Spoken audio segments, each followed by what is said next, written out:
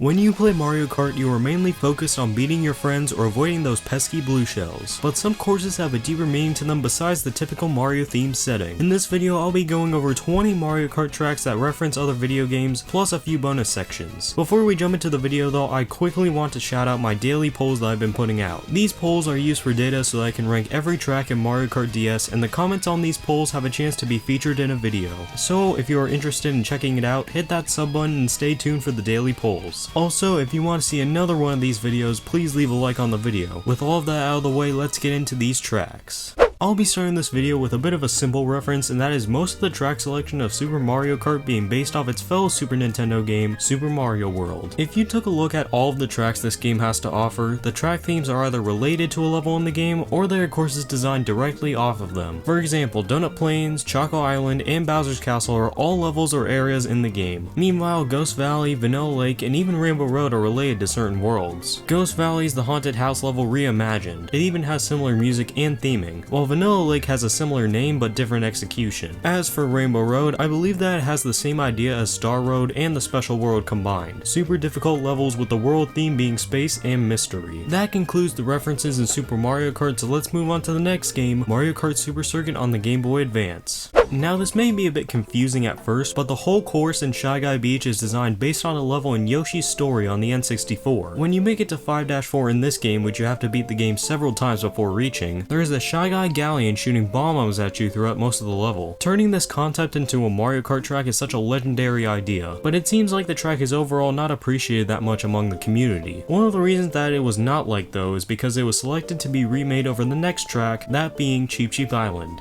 Now the theming of this track is not pulled from another video game, but there is a tiny reference that you can see in the track. Towards the middle of the course you will encounter some white birds, and usually not much is thought of them. One might think that they're just some seagulls that they just plopped onto the track, since after all, it is a beach track. But these birds are actually Goonies from Yoshi's Island. Goonies are these really obscure bird creatures that you can jump on as sort of a platform. It is not seen very often throughout the game though.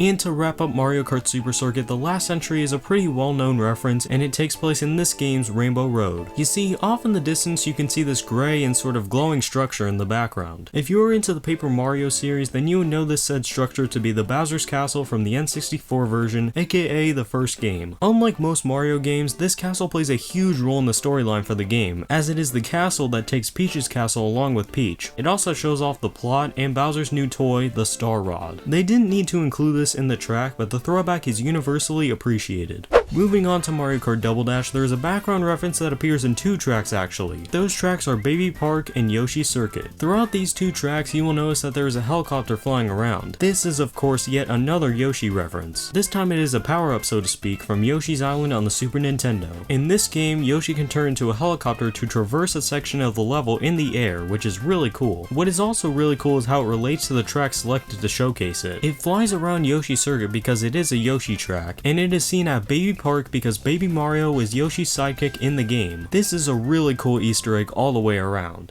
Next we have the Delfino tracks, which are Peach Beach from Mario Kart Double Dash, Delfino Square from Mario Kart DS, Coconut Mall from Mario Kart Wii, and Sunshine Airport from Mario Kart 8. The aesthetic around all these courses is the Isle Delfino theming, which is of course the Hub World in Super Mario Sunshine on the GameCube. What I find pretty interesting about these tracks, however, is that none of them take place in or directly reference a particular place in the game. Peach Beach is more of expanding the idea of a beach at Isle Delfino. Delfino Square looks nothing like the plazas on the island. Obviously Coconut Mall isn't seen, and the same goes for Sunshine Airport as the plane in the game actually lands on a pier instead of the airport. For the next section I'll be grouping all of the battle courses together and going over their references. These maps are Mario Kart Wii's Galaxy Arena, Mario Kart 7's Woohoo Town, and Mario Kart 8 Deluxe's Urchin Underpass, followed by Double Dash's Cookie Land and Luigi's Mansion. Galaxy Arena was a limited time event that was similar to a Mario Kart DS mission where you use mushrooms to bounce all of the top men off of the track. This map of course is based on a level in Battle Rock Galaxy from Super Mario Galaxy, where you take on the top men by spinning them into the lasers around the arena. Next is Woohoo Town, design which doesn't provide the best gameplay, but it makes up for it in theming. You have the island from Wii Sports Resort, the successor to one of the most legendary video games of all time. You can see the volcano that you could explore in the air, the bridge that you could cycle on, the basketball courts that you could play on, and of course the bowling alley that is one of the most fun events in the game. Following Woohoo Town is Urchin Underpass, which is the perfect idea for a battle track because the dynamic of battling from Splatoon carries over perfectly. Being able to trick on the ramps is the cherry on top. The background for Cookie Land features these Yoshi-shaped cookies, which is of course a throwback to Yoshi's Cookie on the Super Nintendo. However, that is the last Yoshi reference for quite a while though, as we move on to the Luigi's Mansion stage from Mario Kart Double Dash. It is basically just the mansion as a battle track, but it's more open for carts. Speaking of Luigi's Mansion, we proceed to Mario Kart DS where we see yet another Luigi's Mansion reference, this time being a track centered around the mansion itself. It doesn't show too much resemblance to the GameCube game, but it's pretty fun nonetheless. And just like that, we are done with Mario Kart DS, so now it's time to move on to Mario Kart 7.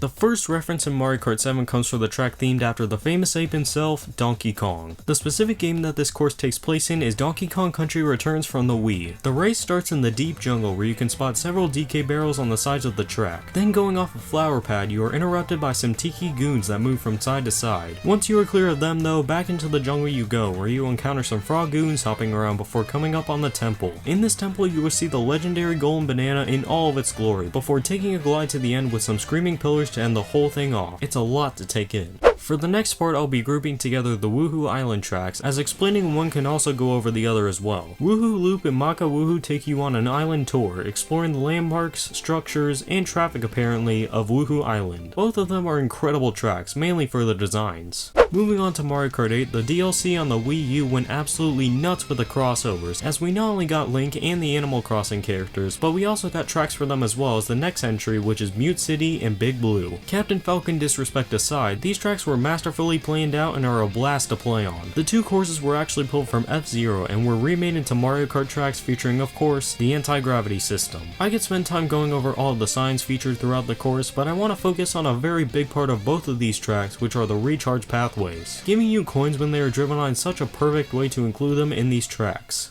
As I mentioned, Link got a new course along with his appearance, which is none other than Hyrule Circuit. Hyrule Circuit is built centered around Hyrule Castle, which is similar to Peach's Castle when you talk about popularity in the series. It does such a great job in Mario Kart 8 Deluxe mainly because they just reskinned Mario Hazards into Zelda ones. This is seen with coins, speed boosts, piranha plants, and swoop bats turning into rupees, crystals, Dekubabas, and Keys bats. They also included a Master Sword shortcut, which is pretty cool. Next is Animal Crossing, and they also planned this one out pretty well. It starts in the center of town where you can spot the town tree, Able Sister shop, and town hall before making your way to the trees where you can use the fallen fruit as speed boosts. Then is my favorite reference, which is the balloon section, which is just so great. You literally pop balloons to get items just like in the actual game, which is incredible. After that though, it's just more buildings and characters to see. There are actually more DLC tracks that made into the Egg Cup specifically, the first being Excitebike Arena. Like the name suggests, this track is based off the Excitebike games, mainly the one on the NES. It does too well of a job recreating the track from this game though, as it can be quite boring at times just spamming that trick button for 3 laps.